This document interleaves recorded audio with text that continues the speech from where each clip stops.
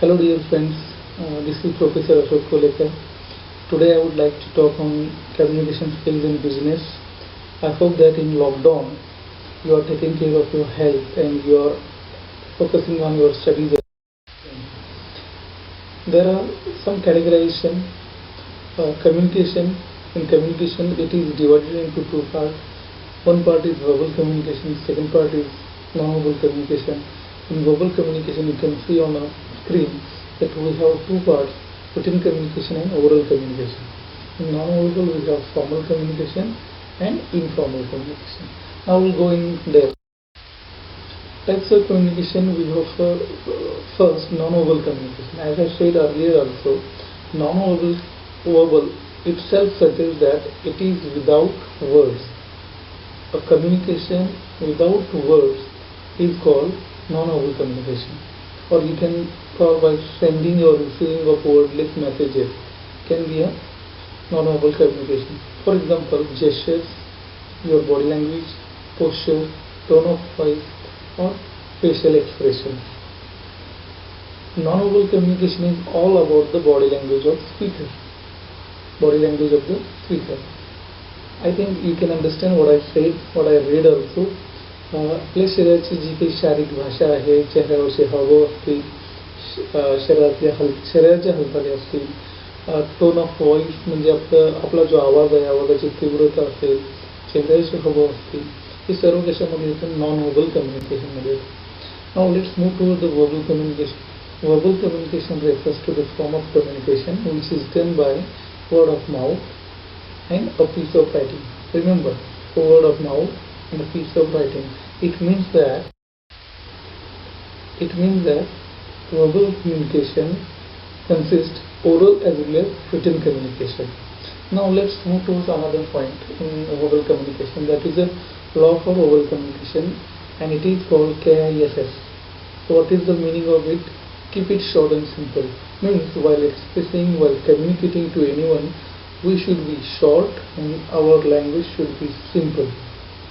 Don't be complicated, don't be difficult, don't use unknown words, don't use lengthy sentences. So it's very simple that we should be short and simple while convening our.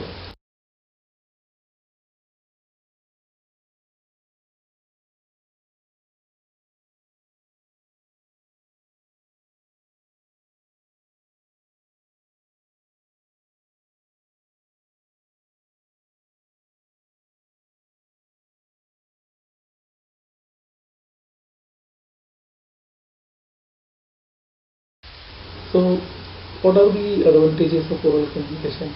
You can understand now. Right now I am communicating, though I do not see you right now, but my voice comes to you. So it brings quick feedback. In a face-to-face conversation, by reading facial expression and body language, one can guess whether he or she should trust or what is being said or not.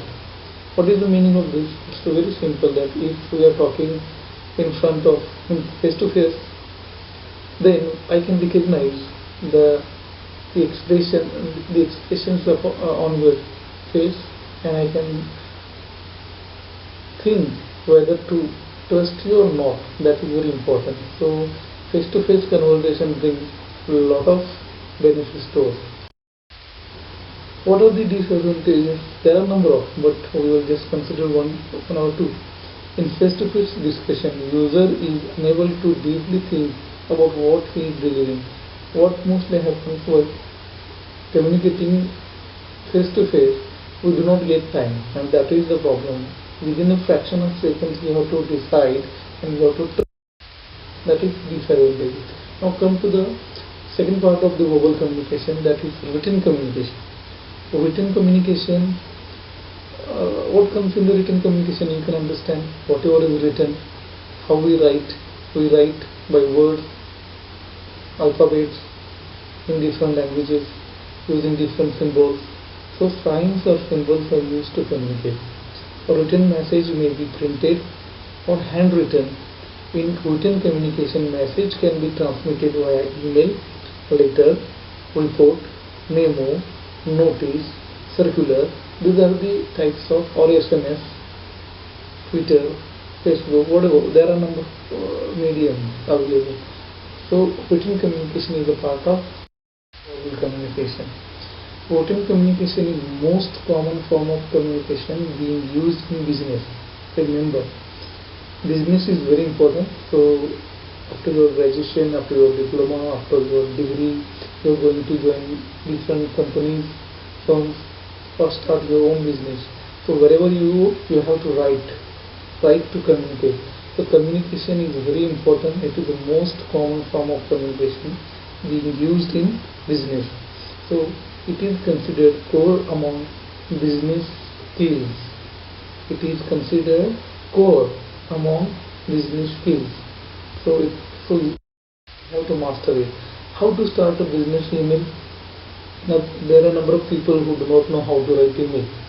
They simply write like forwarding WhatsApp, forwarding SMS, or writing something silly. So that is common language. So we should not try that. That is an example. See, suppose E is for expression in word email. Start email by saying, "Dear sir, dear madam." Receiver is unknown. If you do not know anyone and you have to write, so don't write respected sir or respected madam. Instead write dear sir, dear madam. So it's a very common usage. Or if you know the person whom you are writing, then write dear Mr. Prakash, dear Mrs. Shalini, like that. Or dear team. Receivers are multiple. Dear group, dear colleges, dear students, like that. Greet the receiver by saying good day to you, by or hope you will be doing fine, or I hope all is good at your end. There are a number of expressions. You can get it, write it down and practice. But I request you, do not use wrong expression in your. How to convey the message in email? Again, KISS. Keep it short and simple. There are a number of students who have the habit to write in a different manner. So informal language should be avoided. I am sending you this email to inquire if. This is expression. I am sending you this email to inquire if. म्हणजे मी हा email तुम्हाला पाठवत आहे चौकशी करण्यासाठी, जर का अशा प्रकारे.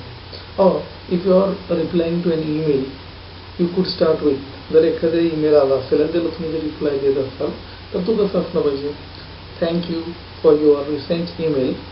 I am sorry for the delay in replying to you, but I am pleased to inform you. So this is the expression. So see, the language matters. Language matters a lot. How you your message.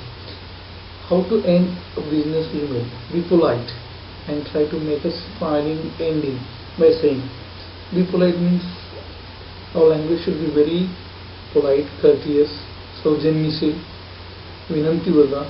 Or at the end of the email you should be positive. Your end of the email should be positive by saying, I will be waiting for your response as soon as possible. As means so, as soon as possible. I will be waiting for your response as soon as possible. Now see, second part is, please do let me know by when I can expect to have it. This is another way. Fourth way, the third way, do let me know your suggestions in this regard. And fourth, I hope to see your response and feedback in next few hours and days. What we have to remember is that don't use short forms as there is as it is used in the first form. I will be waiting for your response as soon as possible. This is informal saying. You can use it in your informal messages, emails and whatever. But don't use such language in formal business communication. Use following three. Please do let me know, do let me know, and I hope to see your response. Common mistakes, read it, not including the email thread in your reply.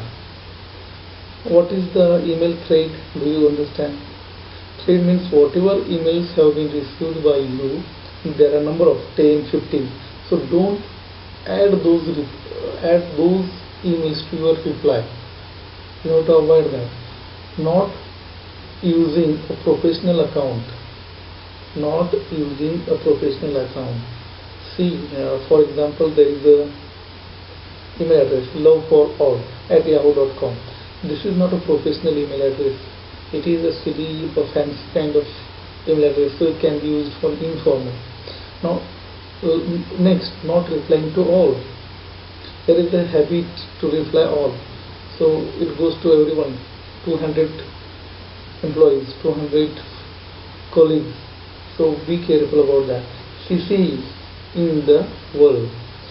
So there is a habit. There are a number of people who keep CC to number of people, so they do not understand the meaning of the CC, carbon copy. So whom we have to keep in CC, whom we have to keep in BCC, and whom we have to keep in 2. Rambling. Rambling means kind of using short forms of please, you, TC, take care, your, like that. So this is kind of mobile phone language or SMS language. We should not use it in business communication. Writing unprofessionally. This is very dangerous. I want to inform you. I want to inform to you. Writing unprofessionally. We have to write professionally. Creating unnecessary back and forth. There are a number of things we do in the email, so which we have to understand, and don't use unnecessary in the. Now let's see the advantages of written communication. You can read it, but for your convenience I am reading. The more you know the receiver, the shorter the email will be. It means that if you know the receiver already, then there is no need to explain a lot of things. Messages can be edited and revised many times before it is actually sent. This is very beautiful sentence. We have a habit to be in a hurry. So whenever we write an email or write SMS or whatever, immediately we send it, and then we repent that we should have written this, we should not have written that. So it's always better to check twice, thrice before sending them email.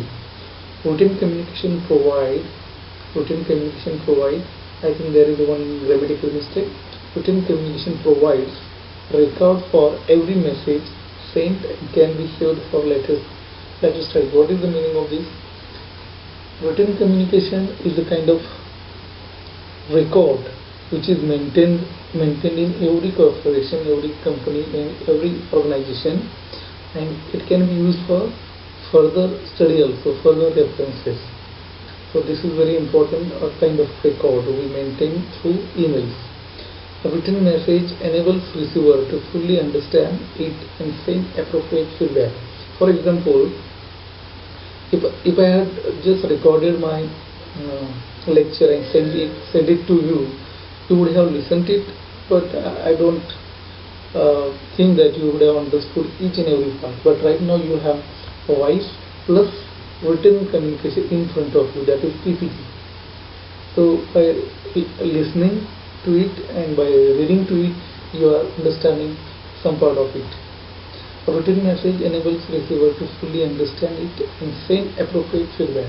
It is very important. Once you understand whatever has been communicated to you, then and then only you can use the proper. What are the disadvantages of written communication? Unlike oral communication, written communication does not bring instant feedback. Yeah, this is very important.